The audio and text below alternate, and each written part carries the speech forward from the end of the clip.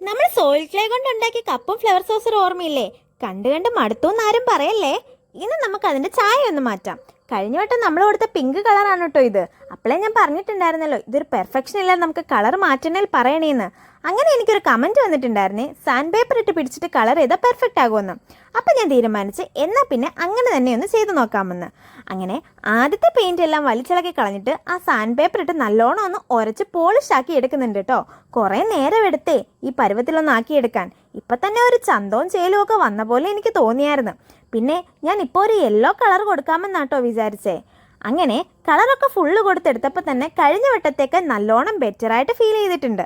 എനിക്ക് ഇഷ്ടപ്പെട്ടു. വാർണിഷ് കൊടുക്കണമെന്ന് വിചാരിച്ചിട്ടുണ്ടായിരുന്നേ, പക്ഷെ ഞാൻ കൊടുത്തിട്ടില്ല കേട്ടോ. ഇപ്പൊ തന്നെ ഒരു ഷൈനിങ് ഉള്ള പോലെ തോന്നി, ഒരു ഇഷ്ടവും തോന്നി. പിന്നെ ചെറിയ ഡെക്കറേഷനൊക്കെ ലാസ്റ്റ് ഞാൻ കൊടുത്തിട്ടുണ്ട് കേട്ടോ. അപ്പോൾ സെറ്റായോ ഇല്ലയോ എന്ന് നിങ്ങൾ തന്നെ പറയണേ. ഇഷ്ടപ്പെട്ടാൽ ലൈക്ക് ചെയ്യാനും കമൻറ്റ് ചെയ്യാനും സബ്സ്ക്രൈബ് ചെയ്യാനും മറക്കല്ലേ കേട്ടോ.